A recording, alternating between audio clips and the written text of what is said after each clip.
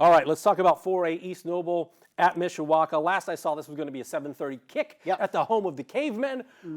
I don't know if we can say enough about what East Noble did last week because Huntington North was a solid football team, and they owned that game really from the get-go. I know Huntington North came down and kicked a field goal, which is more than Leo and Bishop Dwenger could say the previous 2 weeks. But really, that game, it got out of control when it was 38-3, and then Huntington North was just so far behind the 8 ball that it was tough to make up that kind of ground. What are your thoughts on East Noble as we enter semi-state week? As you mentioned earlier in the show, they're kind of a team that we thought could do this. Yeah. Yes, and last week was very impressive because that first game against Huntington North was pretty close, a 28-16 game, and you felt, okay, Huntington North scores first, 3-0, okay, they're going to settle in, this is going to be a tough game, and the next thing you know, East Noble's just piling up points. And the defense was another big part of East Noble's success, as it has been all season, and particularly this run in the playoffs. Back-to-back shutouts of Leo and Bishop Dwenger. They have 2 touchdowns on defense last week against Huntington North. This is a team that's just firing on all cylinders. I mean, pick a cliche. This is really what's going on with East Noble, and they have to hit the road against a really good opponent in Mishawaka. But do you want to bet against East Noble right now? I don't want to.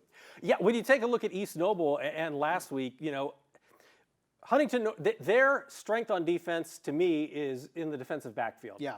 East Noble now has 29 interceptions on the season. That's a lot. And it's spread out. There's at least 4 guys with 4+ interceptions. Like, it isn't just one guy. I mean, I saw it in person at Leo the first time they played. There's a bunch of ball hawks in the defensive backfield. Mishawaka, very different than what Huntington North does, is that their game is classic Mishawaka. You think of power football. They've rushed for over 3,800 yards on the season. So how do you flip the script and play defense this week against a team that primarily wants to run the football, whereas last week it was Huntington North who bases everything off Mike Eschbach's pass-first offense? Well, I think you go back a couple weeks ago with what we saw with Bishop Dwenger. And Bishop Dwenger is a very run-first team, and you felt like, okay, if they're able to move the ball on the ground against East Noble, then it's advantage Dwenger, and they couldn't.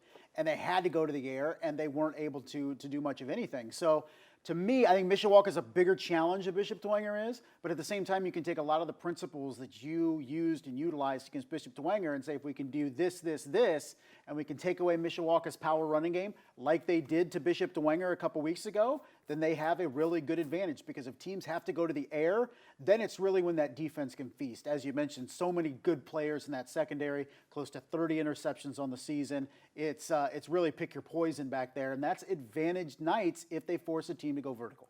I go through these teams that are still alive, and to me, it's tough to pick out one dude from each team, but with East Noble, man, Dylan Krell is kind of the heart and soul. Like, he's got to be in like your top 3 candidates for like most valuable player. I mean, he had a pick 6 the other day. He does it on defense.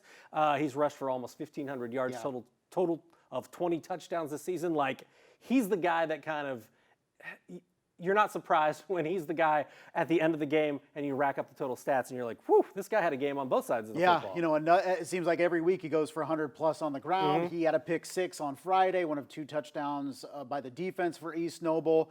Him and Calder Hefty, I look at the 2 guys right now that are still alive as the MVPs of this season. You can go into other teams and you look at Kamar Nelson and guys like that, but in terms of the team still alive, it's Dylan Krell. Calder Hefty was huge last Friday night in that win. We'll talk about Garrett in a second, but yeah, Dylan Krell is just a phenomenal football player. We knew it. Luke Amstutz told us as a freshman this is who he's going to be. Sophomore, you started seeing it on the field, and now as a senior, he's a tremendous football player in all 3 facets. In our defense, we don't listen too well. No, we don't. No. So I mean, we were told. Well, we are married, so we are told that we do not listen. I'm sorry. What did you say? Exactly.